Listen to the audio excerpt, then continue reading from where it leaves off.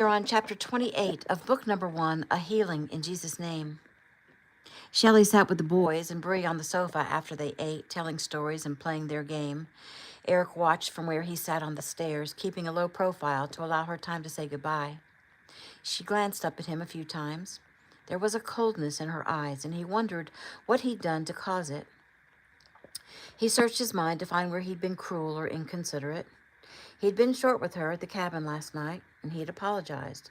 Maybe that wasn't good enough. He sighed. Eventually, she'd let him know. Well, my babies, Shelley began. Looks like it's about time for me to go. Now, don't forget, you have to be at the airport early in the morning so you boys don't give Bree any trouble. And your dad will be waiting for you at the airport. And send me a text when you get in, and I want you to call me later tomorrow to let me know how your day went, okay?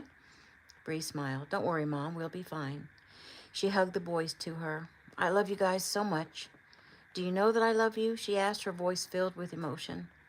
Aw, come on, Mom, don't cry. We're going to see you in 6 days, young Mark comforted. Yeah, and the summer's real short, Joey added. You'll be okay. Eric smiled at them. Shelley had done a great job raising them. They were well-adjusted and well-loved, and they matured a lot in 1 year. Shelley looked at them in wonder. Compared to her, even her kids were more independent and emotionally stronger. She kissed her children and backed away. Eric moved forward and hugged them, and Shelley lifted her suitcases to go. Eric tried to take them for her, but she insisted she carry them herself. He was surprised by the refusal. Hint number 1, he thought. Still, he insisted he be allowed to take the largest one. Shelley was abnormally quiet in the car. Eric, too, was silent, mostly because he wasn't feeling well. At the airport, he made a few calls while they waited to board, and as he spoke on his phone, he watched as 2 men sitting nearby struck up a conversation with Shelley. She was friendlier than usual, laughing and tossing her hair. Was she actually flirting? Hint number 2. Once on the plane, he turned to her. So, are you excited? About what? She asked coolly. He spoke slowly. About coming to California, about seeing my home, about fighting in the mart. Pick anything, he answered. She smiled stiffly. Of course I'm excited, she said blandly. Eric sighed. It hurt. Only Shelley had the power to do that. You sound like a robot, Shelley. When she didn't answer, he became irritated. He'd looked forward to showing her his home, and suddenly she was aloof. He had no idea what he'd done to upset her so thoroughly, or maybe she was just worried about the mart. Whatever it was, he couldn't let his own feelings get in the way. He closed his eyes. His body had begun to ache, and he knew his temperature was rising. They didn't speak again before he fell asleep. Shelley watched him while he slept. She'd seen the hurt in his eyes, and she was sorry about that. She wanted to touch him, cuddle close to him, kiss him, feel his arms around her. Her need for him consumed her. She was so weak. Leaning her chair back, she closed her eyes and slept. A few hours into the flight, Eric touched her hand. Shelley, he whispered, why were you upset earlier? She answered without opening her eyes. Because I am so dumb and silly and weak. He squeezed her hand, relieved to know at least that it wasn't something he'd done. Well, don't be so hard on yourself. You are none of those things. What brought this on? She shook her head and turned away without answering. Eric decided to give her the space she seemed to be needing. She didn't speak again until the plane was landing, and that was only to ask how far to his home. Eric didn't mind when she slept through the taxi ride since his energy levels were so low. Shelley woke when Eric lowered his window and leaned out to punch numbers into a security system. Her mouth fell open as a large black iron gate swung wide, and they followed a winding drive toward the house. The place was huge. It was hard to see it in its entirety at night, although it was well lit. They carried suitcases up to a huge red double door with some sort of oriental writing painted in gold. Eric opened the door and they stepped in. Standing in a large open foyer, she silently stared at her surroundings. Overhead, a crystal chandelier sparkled in front of a 3-sided balcony. A curving staircase on her right led up to that balcony. In front of her and to her left was a huge room much larger than her entire house. It looked more like a hotel lobby than a home. The baby grand piano caught her eye. It was accompanied by beautifully carved, rich, polished tables, 3 large sofas, crystal lamps, plants and flowers, carvings, paintings, and in the front left corner, a huge cherry wood cabinet. One of the doors to the cabinet was open, and she could see it housed a large screen TV and other electronic equipment. At the far right-hand side of the room were 3 steps, maybe 15 feet wide, that led to a massive platform dining area. A giant, highly glossed dining table that seated at least 20 or maybe 30 held only 2 gigantic pillar candles. Barely visible beyond the table, she could see only French doors. Eric watched her reaction. She said nothing, only took large gasps of air as she looked around. "Do you like it?" he finally asked. "It's beautiful," she said softly. "You actually live here?" "Well, not lately," he laughed. Shelley looked at him as if seeing him for the first time. "You are really rich, aren't you?" He sighed. "Yes, I am. I have a beautiful woman that loves me, a wonderful son, extraordinary family and friends. I'm very rich." "Well, you know good and well I'm speaking of money," she snapped. He sighed. "I have enough. Does that bother you?" "No," she said unconvincingly. She walked a few steps into the room. "I'm afraid to touch anything." "Shelley, don't be silly," he said, taking her hand. "Come on, I'll show you around." They went up the wide steps toward the dining table. Shelley walked around the massive table and glanced out the French doors. She could see a giant 3-tiered deck, a pool with a pool house off to the left of it, and much farther down, the ocean. They turned toward the kitchen. To the right of the dining area, it was large like everything else and boasted of every convenience, including double-sized stainless steel appliances, beautiful granite countertops, rich cabinetry. At the far end of the kitchen was a breakfast room that opened onto the same huge deck. A hallway large enough to be a room unto itself ran past the kitchen toward the right side of the house. Down that way, she found a library jammed full of books, a very masculine study, a large utility room and laundry area, a gigantic bathroom that looked like something out of a movie theater, a large den, and a separate suite of rooms that appeared to be lived in. "Does someone else live here?" "Rosa used to stay here when Ricky was younger. She comes in once or twice a week now. To hear her tell it, we don't know how to take care of ourselves. She's like family." They continued on the tour. On the lower level, a large room housed shelves of trophies that she presumed to be Ricky's. Weapons covered an entire wall. Another room held weight machines, treadmills, and bikes, and another room on the opposite side held a pool table and video game machines and leather furnishings and a bar that looked more like a small kitchen and a giant screen TV. Back on the main level, they climbed the curving stairway near the front door. 4 large bedrooms were off the balcony area. 4 more were down a hall to the right, and to the left were the final 4. Each room had its own bathroom and was beautifully decorated. Eric pointed off to the right. "Ricky's room is down there, the next to the last on the left." He changed and pointed to the left of the staircase. "The last 2 bedrooms," Eric explained, "are mine on the right, and on the left, yours." "Mine?" He smiled and led her down and opened the door. "Of course. Did you think I'd have you sleep on the couch while you're here?" It was the last 3 words that tugged at her heart. "While I'm here." "Of course," she replied. "Thank you for your thoughtfulness." His brow furrowed at her words. Shelley peeked into the room. It was beautiful. A lovely antique bed sat on the left side of the 2 bay windows. Other furnishings include a large dresser, a nightstand, a desk, and chair. In front of the bay windows were 2 armchairs that had to be 17th century, with a table probably from the same era. Shelley smiled at the vase of flowers on the table. The lavender theme was fresh and feminine. Bree's bedroom at her home was done in shades of purple and lavender. A door led to a bathroom out of a dream catalog with marble sinks and beautiful fixtures. Another door led to a large closet. After inspecting the room, she turned to Eric. "It's very nice, Eric, thank you." Shelley. Sorry, gotta fix that. Shelley, you sound like a robot again. Come on now, tell me. Have I done something to upset you? No, of course not, Eric. You're perfect as usual. He leaned his weary head against the door. Perfect? Okay, I realize that was meant as an insult, and I just don't know why. I didn't mean to be insulting, she said politely. I doubt that. He ran a hand over his face. Shelley, you're not yourself. What is the problem?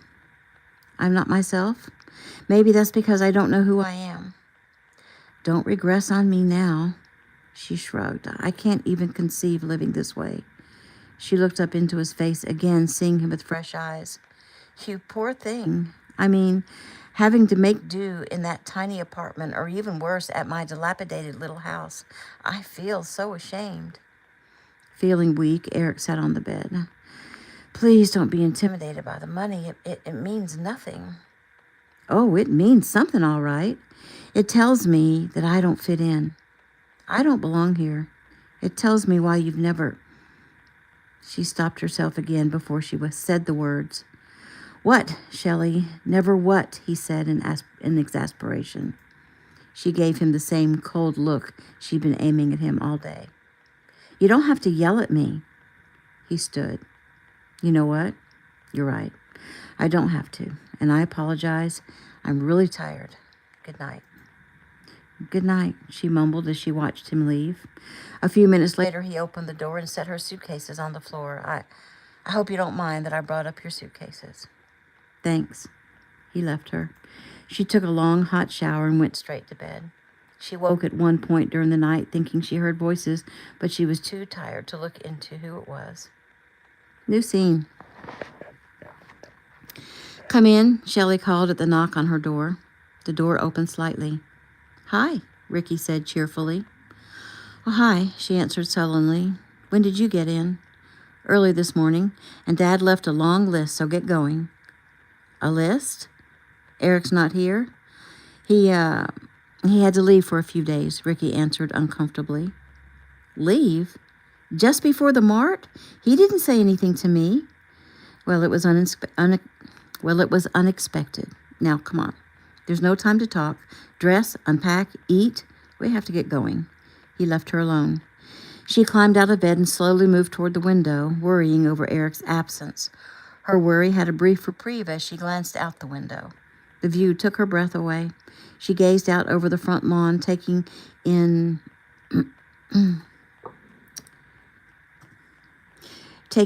fountains and flowers and a thick, lush carpet of green as far as she could see. The iron gate they'd driven through was barely visible. She had to resist a sudden, strong desire to go outside and run around in the grass. Instead, she dressed and unpacked quickly and made her bed and straightened the room. Where was Eric? She'd been pretty hard on him. Had she made him so angry that he'd had to get away? She really couldn't blame him. She'd been absolutely reprehensible. Opening the door, she peered across the hall toward the room Eric had indicated was his. Unable to resist, she peeked in. The room was, of course, spotless and very masculine. It hit suddenly. Oh, how she missed him. His suitcases sitting on the floor, still packed, caught her eye. Come on, Shelley, we have to get to work. What are you doing? Ricky asked, irritation in his voice. She turned, scowling. Where's Eric? I've already told you he had to leave. Leave where? He didn't take his suitcases. I can't tell you. Ricky, you have to tell me. Can't. Was he angry at me? Is that why he left? He didn't mention being angry with you, and believe me, that isn't why he's gone. Well, then why is he? Tell me, Ricky, please. He told me not to tell you. He doesn't want you to worry. She stomped her foot in anger. Doesn't want me to worry? Well, I wasn't worried until you said that. She turned and stormed back to her room and slammed the door. Ricky did not feel equipped to handle her. He cautiously peeked in. Shelley, I can't tell you where he is, but... He took a breath. I can, I guess, tell you why he's gone. She waited, arms crossed, foot tapping. He's sick. Doc says it's just the flu. He left so you won't be exposed to it before the mart. Shelley sat on the bed, mollified but filled with guilt over her treatment of him. She'd simply been trying to separate herself from him, stand on her own, but it came out all wrong, and now he was ill. Ricky, I have to go to him. I have to go right now. No way. We follow his list. But you don't understand. I was terrible to him. I was trying... Look, Ricky, I know I upset him. I have to see him. Sorry, little mom, no can do. Why? She shrieked. Why can't you just do as I ask for once? He smiled. Because I'm more afraid of him than I am of you, he joked. And she didn't think it was very funny. New scene. On Tuesday, Shelley jumped for her phone when it rang. Hello, sweetie. Oh, Eric, it's so good to hear you. Your voice sounds weak. Are you feeling any better? What's your temperature? Eric, I am so sorry for how I was Sunday night. I love you so much. Eric laughed softly. Okay, hold it. What was the first question? How are you feeling? She repeated. I'm getting better. Is your fever down? Not all the way. When are you coming home? I'm not sure. Where are you? I'm at a friend's house. Where? She asked again. I can't tell you, babe. I know you too well. Eric, I'm sorry about Sunday night. I was confused, like mixed up. I love you too much. Well, don't worry about it, Shelley girl. We'll talk it out and you won't be confused anymore. How are your workouts going? Horrible without you. Well, that's not how I hear it from Rick and Jason. I want you to keep working hard. Do it for me. I'll do anything for you. Just please get well and come home. Soon, baby. I'm going to hang up now. I love you, Shelley. Good night. 2 days later, on Thursday morning, Shelley opened her eyes to see a beautiful face smiling down at her. Eric, she cried, throwing her arms around his neck, pulling him down to her and hugging him hard. Oh, Eric, was all she could say as the tears spilled over her cheeks. She buried her face in his neck. He held her head still and peered down at her. No more tears, little warrior, he said sweetly, and kissed her mouth softly. He gently wiped her face with his thumbs and kissed each cheek, and slowly he lowered his mouth to hers again and kissed her with all the love he felt in his heart. It was so hard to be away from you, he whispered. She hugged him to her again. Eric, I was wrong about the things I said to you Sunday. Well, did I do something to upset you? She shook her head. No, it wasn't you at all. It was me. I was mad at myself, really, for becoming too dependent on you. Talk to me. Tell me what's going on in your head. She drew a deep breath. Well, one of the reasons I divorced my husband, other than the fact that he didn't love me, was because I had to be someone. I married him so young, I never really knew who I was, what kind of person I was. I went from being a kid to a married woman in the space of a few weeks. No preparation time. 7 months later, I had a baby. Finally, I was free from being totally dominated by my husband, and the first thing I do when I meet someone new is turn around and lose myself to you. And I suddenly realized when we were at the end of our year together that I totally depend on you for everything. And without you, I'm nothing, just as I'd been before. I hated myself for being so emotionally weak. So I tried to be strong and independent and distance myself from you, but it only turned out to be cold and unfeeling. And then we get here, and I realize why you never talked about us being together after the mart. It's because I don't fit into your lifestyle. I realized that the way you've been living with me in Atlanta, well, to put it straight, you've just been slumming it. I don't fit into your way of life. I'm no fancy Nancy. I'm just simple Shelley. Simple. I only have a high school GED. I'm so beneath you. But the moment Ricky told me you were sick, Eric, suddenly none of that mattered. I had to admit I love you with every fiber of my being, and I don't care how weak it makes me. I need you. He smiled at her with such love, she thought her heart would burst. My turn now, he whispered. First of all, you're not nothing. I was impressed with you from the first time we met.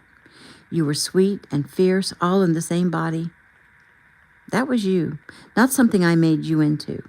And you were the first person I've ever known to put me down, like that day on the beach. That was your strength, not mine. And as far as losing yourself by loving someone, I don't think that happens.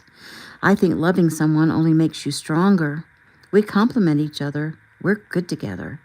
You say you need me, and I'm glad about that because I need you, Shelley. Didn't I just say how hard it was for me to be away from you? I don't think that makes me weak. You see, your love helps me to be strong because you are strong. So maybe I've taken care of you a little extra, but babe, you've been through a lot this year, a whole lot, because of me and the choices that I made a long time ago. He touched her nose. Now, about the part where you said you don't fit in.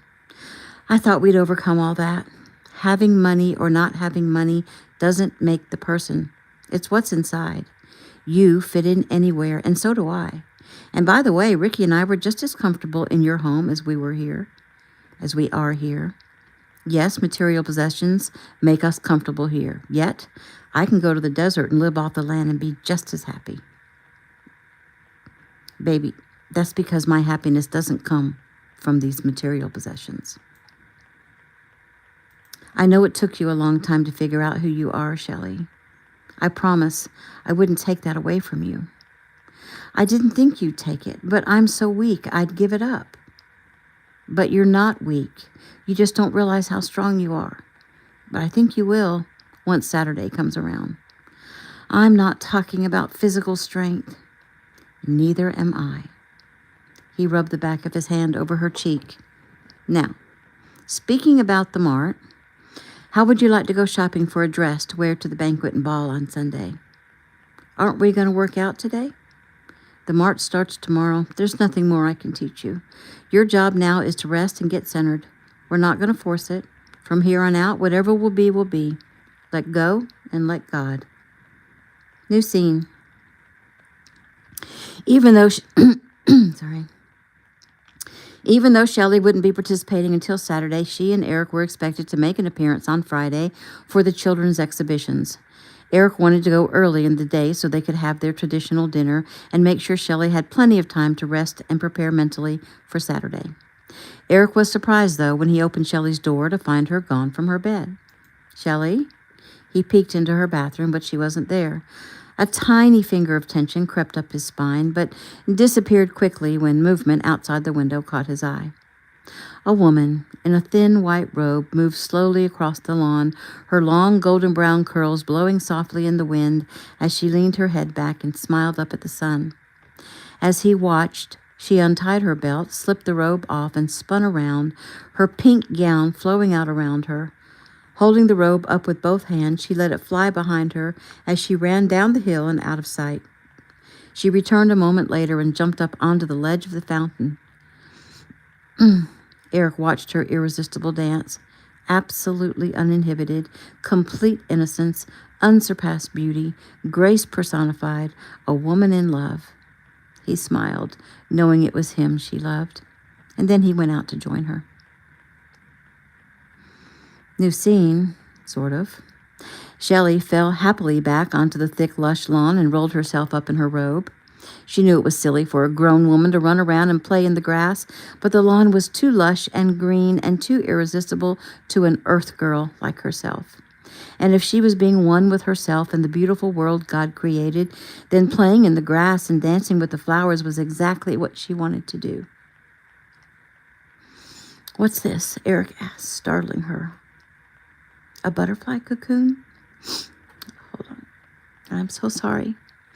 I just got filled with the Holy Spirit. Get control. A butterfly cocoon? She giggled and unrolled herself. "Ah, yes," he exclaimed, "and here is the butterfly." He knelt down beside her. "You are beautiful," he said breathlessly. "Good morning," she beamed, her cheeks pink with the exercise. "Good morning," he answered, as he lowered himself to kiss her. He stopped only to give her time to catch her breath and then kissed her again. "I think you may be the most beautiful thing I've ever seen," he said. "I don't want to ever stop kissing you." "Well, then don't," he sighed. "I wouldn't, but we have company." They stood up hastily, like children whose hands had been caught in the cookie jar. Eric whipped up Shelley's robe and wrapped it snugly around her. They walked back to the house, meeting Jason at the front door. "Hi, you two," Jason greeted with a grin, making them wonder how much he'd seen. "Eric, it seems you're feeling much better," he said. He turned to the woman beside him, smiling. "Shelley, lovely as always." Shelley blushed and turned to go dress. "Hi, Jason," she called back. "Hope you enjoyed the show." "Sorry, Eric," Jason laughed. "Did anyone ever tell you have bad timing?" Jason only shrugged with a smile. "Is security set?" Eric asked as they went in to have breakfast. Jason nodded. "The men I've hired are high quality. I've trained them well. I believe we have it covered." "So do you think he'll show?" "Oh, he'll show." The dining table could have been something out of a 4-star restaurant. Ricky had prepared whole wheat English muffins topped with feta cheese, tomatoes, and thick slices of bacon. There were cantaloupe slices with bananas and grapes and bowls of steaming brown rice pudding. Shelley showered and dressed and joined them at the table, her hair still wet and smoothed back. Smells good, Ricky. I didn't know you could cook like this." Eric smiled. "He doesn't cook often, but he is quite a foodie." Shelley tasted her pudding. "This is so good. Goodness, Ricky, you're a much better cook than I am." "Isn't everyone?" he smirked. "Oh, yeah?" She pulled back on her spoon and let go, sending a blob of pudding onto his cheek. He jumped up and lunged at her, and she shrieked and sprang from her chair, racing to the opposite side of the table. "Oh, you underestimate me," he laughed. In a flash, he jumped cleanly over the table and had her. Eric and Jason smiled their approval at the smooth move as they continued eating. Then Ricky went a little too far when he grabbed his bowl of pudding and emptied it onto Shelley's head. "My hair!" she screamed. "Oh, boy, are you going to get it!" She grabbed her own bowl and tossed its contents at him, but only a little caught his arm, and the rest landed with a plop on the table. He grinned at her as he raised his arm and licked it off. "Nice try." "That's not fair," she cried. "Ricky," Eric said with much authority, "play fair." "What am I supposed to do, stand still and let her get me?" Eric looked to Shelley for the answer, and she nodded. "Oh, I guess the answer is yes," he shrugged. "Women," Ricky complained as he sat in his chair and held himself still for his antagonist. Grinning, Shelley picked up her English muffin and slowly rubbed it all over his entire face. Tell me when it's my turn again," he said in a warning tone. She put the muffin down and backed away, laughing. Ricky sprang into action. Fruit pieces flew through the air, bombarding her. She screamed and laughed so hard she couldn't run. I give, she cried, holding her hands up to block the fruit grenades from her face. Eric finally stood. "All right, you two. It's almost time to go. The food fight was extremely entertaining, but I suggest you eat a little something, if there's anything left, and clean up and get yourselves ready." He checked his watch. "You have 30 minutes. They obeyed, and 30 minutes later, Shelley came down the back stairs that led directly to the dining room. She was freshly scrubbed for the second time that day, her hair hanging loose in wet ringlets down her back. They left in separate cars. Eric and Shelley stepped into the garage and approached a dark silver sports car with a prancing horse logo. Is that a Ferrari?" she gasped. "It's a Ferrari SUV called a Puro Sangue." "You've got to be kidding me. A Ferrari? Isn't that like a $200,000 car?" Eric sighed. "More like 400,000, but I didn't pay for it. I was asked to drive it as an endorsement. I've been blessed. So far, it's a great car. Are we going to do the money discussion thing again?" She caught herself. "Oh, no, I guess a Ferrari will just have to do," she said with a smile, making Eric chuckle. They arrived at the Rosewood Sports Arena. Excitement filled the air. Children and their parents rushed around. Weapons masters were giving demonstrations. Eric was greeted by several tournament directors, and he introduced Shelley. "It's nice to meet you, Ms. Adams," one said. "I've heard about some of your adventures during your year of training. I must say I'm impressed that you've stuck it out." "Thank you," Shelley smiled politely. "I was lucky to be chosen by Master Kino, so wild elephants couldn't keep me away." They worked their way around, meeting important people whose names she'd never remember, smiling, chatting. Ricky was swamped by children. Shelley reluctantly spoke with the media. Nervously, she answered their questions, looking to Eric for help whenever possible. They moved on through the crowd. Eric introduced her to some of the other competing instructors and their students, some of whom would be Shelley's opponents the next day. They eyed each other mercilessly, and Shelley was glad when they finally were able to take their seats to watch the event for a while. The children were impressive. The forms were beautiful as always, and the weapons were awesome. And Shelley leaned toward Eric. I am so hungry. Well, I'm not, but then I ate my breakfast. She pouted, and he smiled at her. I must say, Shelley, I'm glad to see the inhibitions that you've been demonstrating lately. That means tomorrow you'll go no holds barred. Eric appeared anxious when he tapped the earpiece that allowed him communication with Jason. Well, just look sharp. He will. He will what? Shelley asked. Show. Who? He took her hand before he spoke. James Crane. Well, I hope he doesn't show, she said.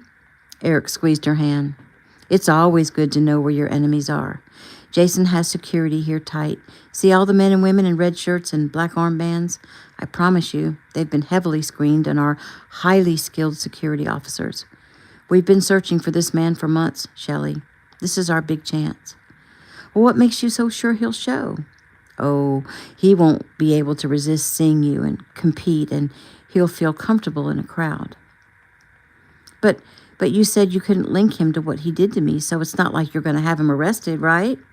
Right. So what are you going to do? Follow him, find out where he's staying, 24-hour surveillance. We will eventually have what we need to take him down. We'll run our own investigation and find the evidence we need, and in the meantime, we'll know what he's up to. She looked at him nervously. He smiled a comforting smile and kissed her hand. It was late afternoon when he finally said the words she wanted to hear.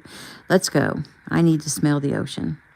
Back at the house, they strolled along the beach, wading thigh-deep into the water and jumping over the waves. Eric closed his eyes and breathed deeply, directing his thoughts heavenward, whispering a soft prayer of gratitude, breathing in light and exhaling anything negative. Shelley felt the need to release energy and jogged down the beach. She was half a mile away before Eric caught up to her. I'll race you, he offered.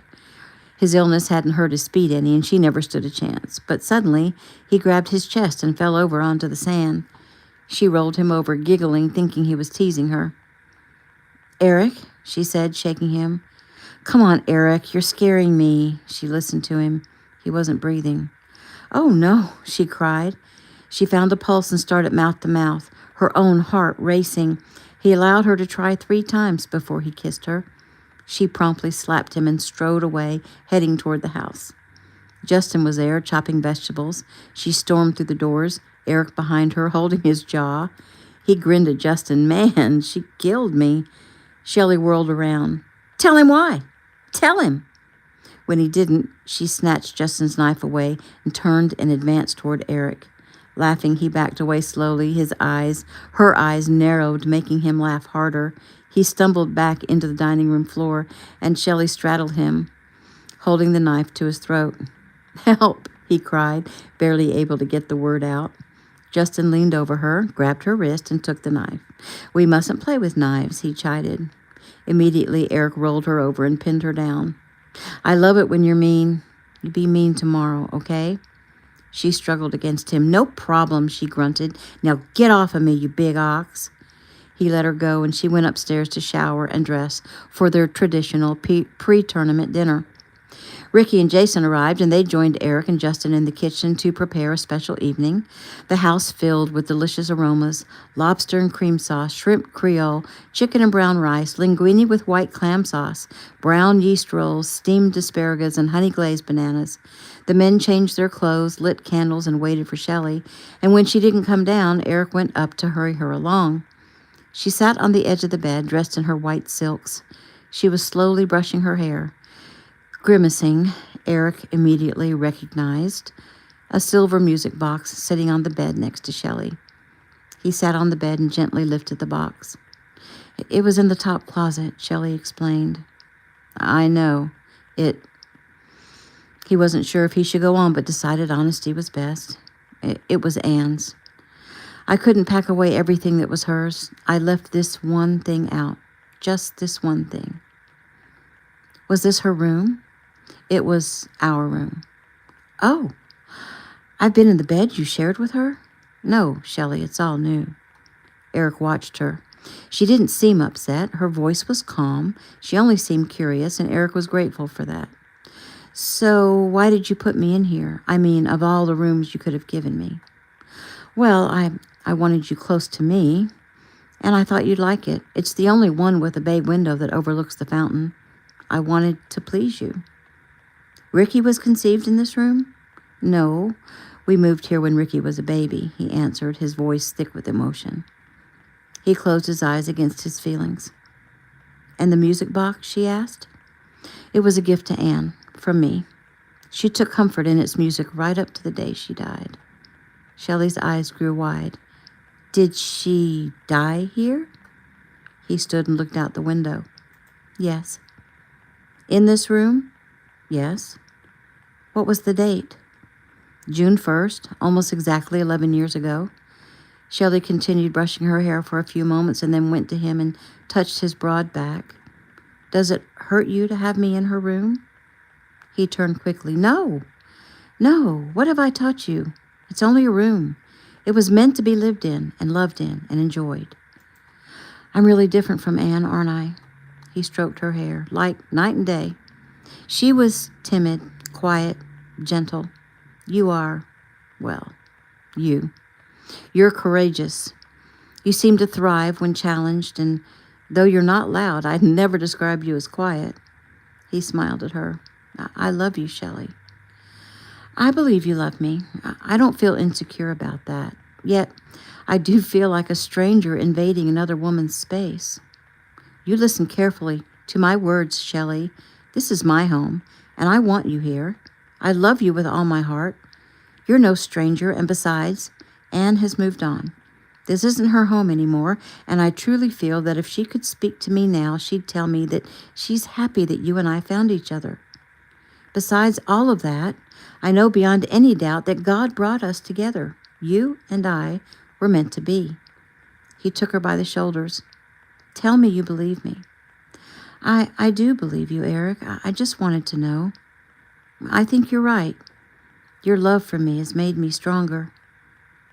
Eric led her downstairs to join Ricky and the Lee brothers, and they approached Shelley as she entered the room and kissed the top of her head, then led her to sit in a circle with them on the floor. A cup of tea was positioned in front of each person, which Eric directed them to lift. He spoke in Japanese, and then they each took a sip from their cups, and then passed the cup to the person on their right. Ricky then spoke in Chinese, and they followed the same procedure. Jason took his turn, then Justin, both speaking Korean. Finally, all eyes turned to Shelley. It was her turn to speak, yet she had no idea what had been said or what the ceremony meant. Eric hadn't filled her in purposely, she was sure, because he liked her to feel instinctively and discern things for herself. She sighed. Well, you haven't instructed me on what to say for this little ceremony, and I'm going to guess that's because I'm supposed to quiet my mind chatter and listen and let my instincts speak for me and say whatever comes into my heart. Eric nodded with a smile. Very good. And I know you well enough that whatever you guys just said was probably kind of like a prayer, inviting the Holy Spirit into our hearts. He smiled and nodded. She closed her eyes for several seconds, and when she opened them, they glistened. I can feel love, your love, maybe even God's love. She glanced around. All of you. I can feel that you want only my well-being. I want you to know that I love you all so very much and that I'm really and truly grateful for all you've done for me, all the time and energy you've expended, and I'm going to try my very best to make you proud tomorrow. They raised their cups in salute and finished their tea, and Eric uttered a prayer of thanksgiving, and Shelley was served a huge plate. She looked around as they ate. To her, these four men were like saints. They were always striving to be noble, to fill the world with peace and love, to be perfect, the perfect father, the perfect son, the perfect friends, the perfect brother. She wanted to make them proud of her, and she wondered what they actually expected. So tell me the truth, guys. Do you think I'll win? She asked. Well, you have a good chance, Jason answered honestly. It doesn't matter, win or lose, Eric said. Well, Eric, it matters to me, she said softly, and honestly, I'm trying to not be afraid, but I can't seem to help it. Well, everyone there will be fearful in one way or another. It's how you handle your fear that makes you courageous. Ricky smiled. I've heard that about 100,000 times. Just don't give up, Eric added. That's the most courageous thing you can do. No matter how hopeless it seems or how tired you are, give it your all. Center and focus, and your body will perform at maximum. Later, with Eric, just Eric, they knelt together facing each other, him holding her hands in his as they prayed. Afterward, he tucked her in and sat on the bed beside her until Shelley finally drifted off to sleep. Eric kissed her forehead. Sleep, little warrior. Tomorrow, it will all be over. 1 Corinthians chapter 9, verse 24. Do you not know that in a race all the runners run, but only one receives the prize? So run that you may obtain it. And that is the end of chapter 28.